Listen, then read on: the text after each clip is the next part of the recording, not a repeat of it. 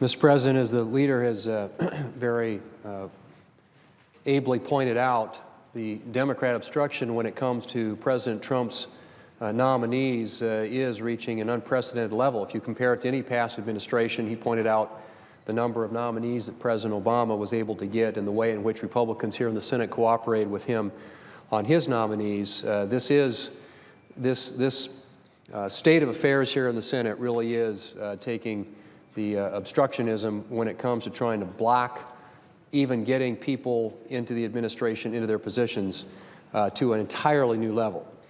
And frankly, Mr. President, about the only thing that probably exceeds the pile-up of President Trump's nominees getting into his administration is the pile-up of bad Obamacare news stories. Just take a look at a few of the recent headlines. From the Cincinnati Enquirer, this is a headline: another insurer leaves Ohio healthcare exchange. From Bloomberg, this is a headline: Anthem's exit creates Obamacare crisis for rural Nevadans.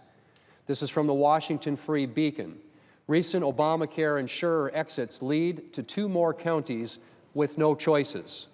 This is another headline from the Washington Free Beacon: 19th Obamacare co-op folds, leaving only 4 operating in 2018. And across the United States, Mr. President, the story is the same. Huge premium increases, fewer choices, and a system that is well on its way to complete collapse. In late May, the Department of Health and Human Services released a report comparing the average individual market insurance premium in 2013, which was the year when most of Obamacare's regulations and mandates were implemented, with the average individual market exchange premium in 2017 in the 39 states that use healthcare.gov. This is what they found. Between 2013 and 2017, the average individual market monthly premium in the healthcare.gov states increased by 105%. 105%, Mr. President. That in a 4-year time frame since Obamacare was implemented. On average, individual market premiums more than doubled in just those few years. In my home state of South Dakota, premiums increased by 124%, or $3,588. 124% increase in premiums, or $3,588. Well, that's money that South Dakota families had to take from other priorities, like saving for retirement or investing in their children's education. And over the past 5 years, the average individual market yearly premium has increased by $4,800 in Arizona, $8,364 in Alaska, by $3,648 in Louisiana, by $5,064 in North Carolina, by $4,488 in Tennessee, by $5,292 in West Virginia. And premium hikes aren't over. In fact, in many cases, they're getting worse. Here are some of the premium hikes that insurers are proposing for 2018. In Maryland, one insurer has proposed an average premium increase of 52%. An Iowa insurer is seeking an average 43.5% premium increase. A North Carolina insurer is pursuing an average 22.9% hike. A Virginia insurer is looking for an average rate increase of 38%. A Delaware insurer is looking for an average rate hike of 33.6%, and a Maine insurer is seeking an average rate hike of 40%. Mr. President, I could go on. And remember, these are rate hikes for just 1 year. The double-digit rate hikes for next year are in addition to years upon years of dramatic Obamacare premium increases, as I already had pointed out. Mr. President, the Obamacare status quo is not sustainable. This law was fatally flawed from the beginning, and it is rapidly imploding. And the American people need relief. Inaction is not an option. My colleagues across the aisle seem to want to do one of 2 things. First, they either want to do nothing, which would leave Americans even worse off than they are now, or they want to double down on Obamacare's failures by giving the government even more control over Americans' health care and then raising Americans' taxes to pay for it. Well, Mr. President, neither one of these so-called solutions will provide relief to the American people. Republicans are committed to providing real help to the millions of Americans who've been hurt by Obamacare, and we are working on legislation to do just that. My colleagues in the House made a good start, and we're working to build on their bill here in the United States Senate.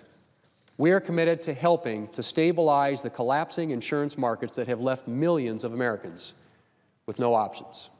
We're also committed to freeing the American people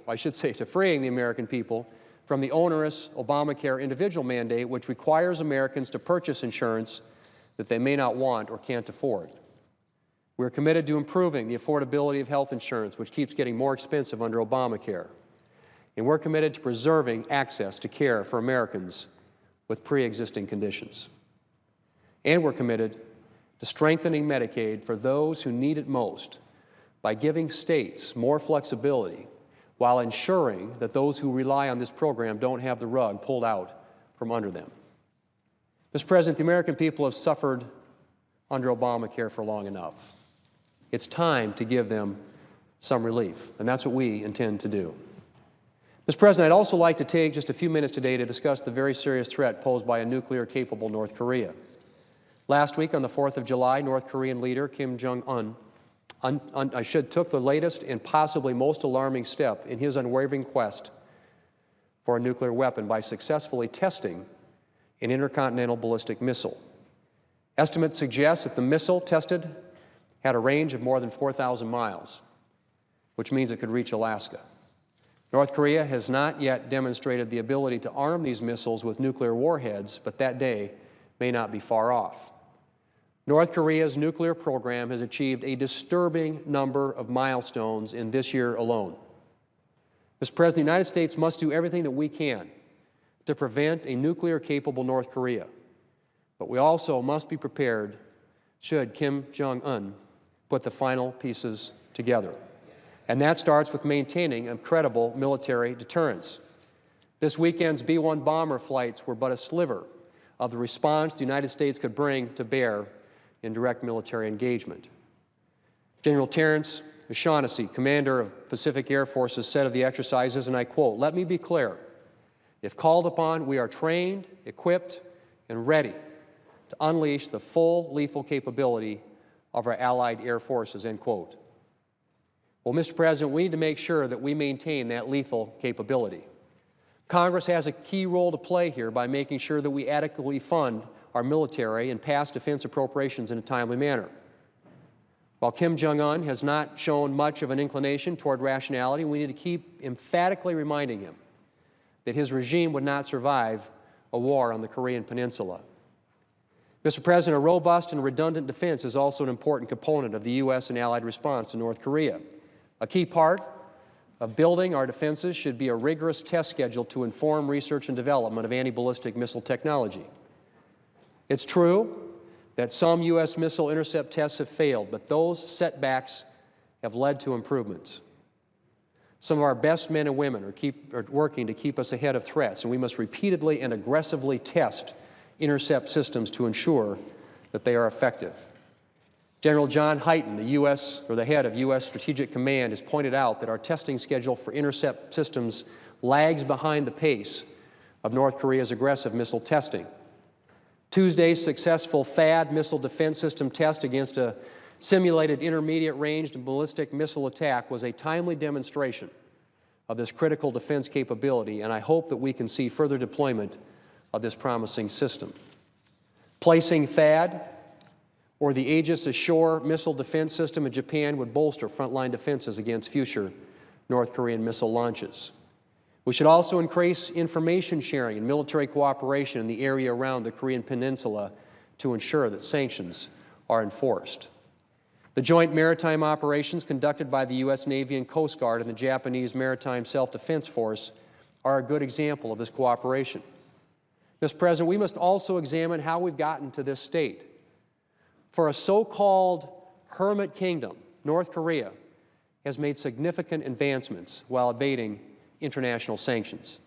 Those advancements, which build off a legacy of Soviet support, have been facilitated by North Korea's ties with Iran and a passive China providing North Korea with an economic lifeline.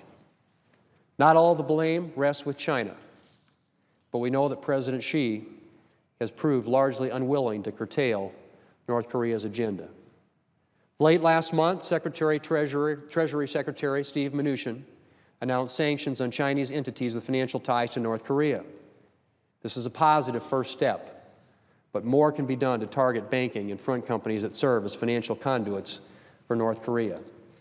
Increased transparency in Chinese customs and export reporting, for example, would restrict, I should say, oil and steel exports to North Korea and ensure that China is adhering to its ban on coal imports from North Korea. The U.S. should also weigh whether new sanctions, both punitive and preventive, could exert additional pressure on China to rein in North Korea. Mr. President, I hope the administration will seriously consider such sanctions alongside measures to address other problematic Chinese actions, such as its continued military buildup on disputed reefs in the South China Sea. Mr. President, Kim Jong-un is clearly ready and willing to threaten the United States and its allies, and we should have no illusions that he is planning to reverse course. We need to make sure that we are prepared for any threat that he or his regime poses. Mr. President, I yield the floor. I suggest the absence of a quorum.